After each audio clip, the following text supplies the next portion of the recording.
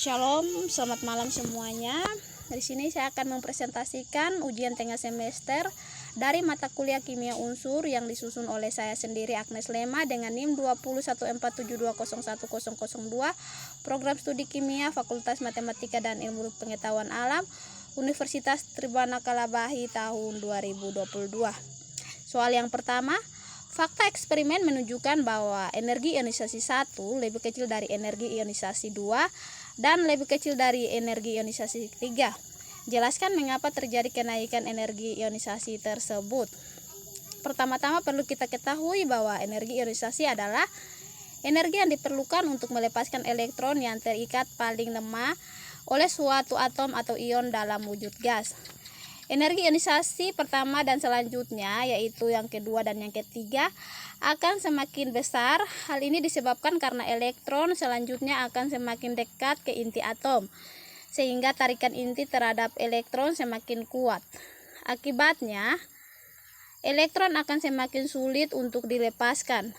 Maka dampaknya energi ionisasi yang dibutuhkan semakin besar.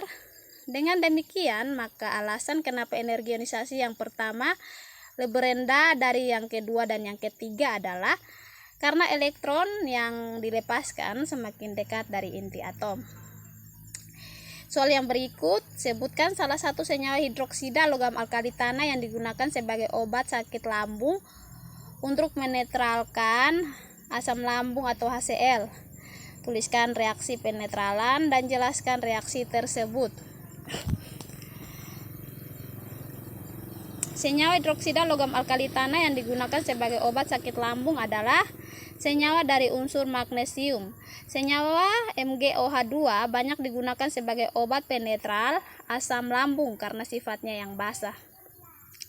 Magnesium hidroksida adalah antasida yang digunakan bersama-sama dengan aluminium hidroksida untuk menetralisir asam lambung. Hal ini mengingatkan dari karakteristik magnesium hidroksida itu sendiri yang larut dalam asam encer. Di dalam tubuh manusia, kelenjar lambung setiap harinya memproduksi cairan lambung yang bersifat asam.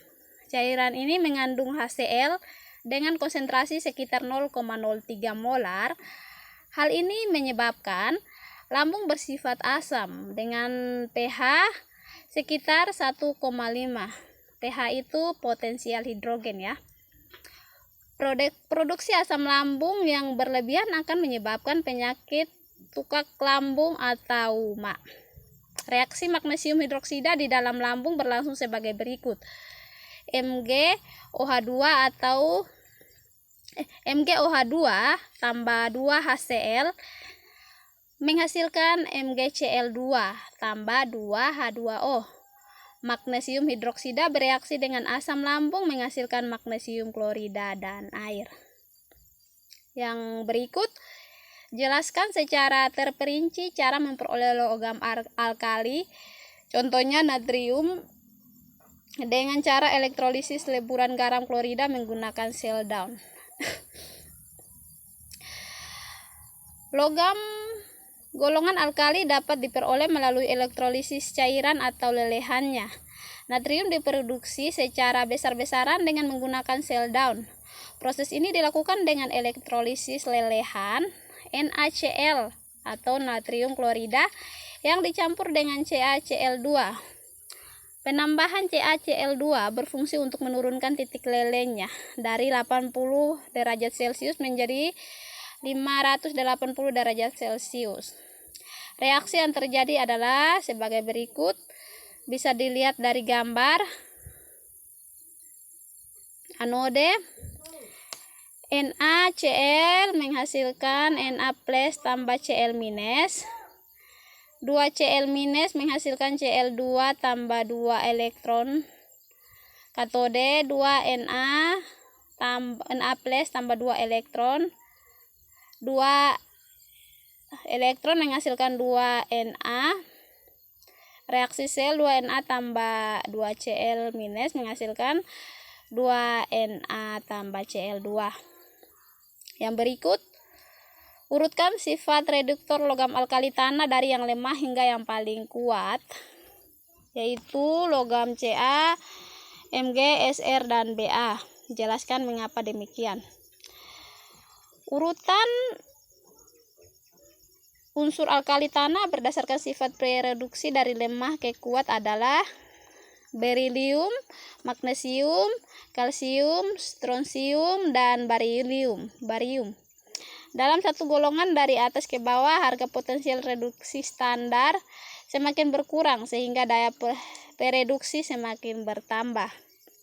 Suatu saat pereduksi disebut sebagai reduktor. Pada logam alkali tanah, sifat reduktor semakin melemah dari bawah ke atas, sehingga dari unsur Ba ke unsur Mg, magnesium, sifat reduktor semakin lemah. Yang berikut, nomor 5. Jelaskan bagaimana kecenderungan umum untuk jari-jari atom, energi ionisasi, kerapatan gas, dan titik didih dari atas ke bawah untuk golongan 3A. Jari-jari atom memiliki kecenderungan sebagai berikut. Dalam satu golongan dari atas ke bawah, jari-jari atom semakin besar dikarenakan semakin ke bawah jumlah kulit atom akan semakin banyak. Jari-jari atom adalah jarak atom terhadap elektron yang berada pada kulit terluar. Dari golongan yang sama, kenaikan nomor atom menjadikan jari-jari atom menjadi lebih besar karena jumlah kulit semakin banyak. Namun pada periode yang sama, kenaikan nomor atom menjadikan jari-jari atom semakin kecil karena gaya tarik ini yang semakin kuat menjadikan kulit atom menjadi mengkerut. Oleh karena itu, dalam golongan yang sama, semakin besar nomor atom, maka jari-jari atom akan semakin besar, sedangkan pada periode yang sama semakin besar nomor atom maka jari-jari atom akan semakin kecil. Yang berikut nomor 6. Apa yang dimaksud dengan amfoter dan alloy? Jelaskan dengan contoh dan reaksinya. Yang pertama-tama perlu kita ketahui bahwa zat amfoter itu adalah suatu zat yang bertindak sebagai asam dengan adanya basa. Jadi namun juga dapat bertindak sebagai basa dengan adanya asam. Keberadaan zat atau senyawa amfoter didasari oleh teori asam basa Bronsted-Lowry. Contoh senyawa amfoter yang paling dekat dengan manusia adalah air. Ya, jadi teman-teman, air ini dapat bertindak sebagai asam juga dan dapat bertindak sebagai basa juga. Air dapat bertindak sebagai basa dengan menerima proton saat bereaksi dengan asam, dan hal tersebut dikarenakan air memiliki dua pasangan elektron bebas yang dapat berikatan dengan proton. Misalnya, ketika bereaksi dengan senyawa asam klorida atau HCl, air bertindak basa dan diubah menjadi ion hidroksida atau OH-. Namun air juga dapat bertindak sebagai asam dengan menyumbangkan proton ketika bereaksi dengan basa. Hal tersebut dikarenakan air memiliki atom hidrogen untuk dapat bertindak sebagai asam. Misalnya, ketika air bereaksi dengan senyawa basa atau amonia NH3, air bertindak sebagai asam ketika bereaksi dengan amonia dan berubah menjadi ion hidronium H3O+. Mekanisme reaksi amfoter bisa lihat pada gambar yang ada di slide. H2O tambah HCl menghasilkan H3O+ tambah Cl-. Dan H2O tambah NH3 menghasilkan OH- tambah NH4+. Dan alloy adalah penggabungan dua zat yang umumnya masuk dalam golongan metal. Bisa gabungan antara metal dan bisa juga metal dan non-metal. Lalu kenapa harus ada penggabungan dua zat? Penggabungan dua zat berguna untuk meningkatkan kualitas atau mencapai karakteristik tertentu pada sebuah metal. Yang berikut adalah soal nomor 7, yaitu alotrop karbon di antara arang, intan, grafit, dan kokas. Tunjukkan perbedaan strukturnya. Dan di antara alotrop tersebut, Manakah yang dapat mengantarkan listrik? Jelaskan mengapa alotrop tersebut mengantarkan listrik dan yang lainnya tidak. Oke, baik teman-teman, alotrop karbon yang dapat mengantarkan arus listrik adalah grafit. Grafit adalah alotrop karbon yang paling umum dijumpai. Grafit dapat menghasilkan arus listrik karena memiliki elektron yang terdekolorisasi yang tidak digunakan untuk berikatan. Grafit digunakan untuk membuat pensil.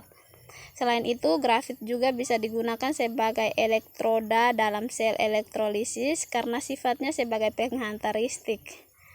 Sedangkan alotrop karbon seperti intan, arang, dan kokas tidak menghantarkan listrik. Demikian hasil presentasi ujian tengah semester dari mata kuliah kimia unsur. Mohon maaf karena penjelasannya kurang bagus. Sekian dan terima kasih.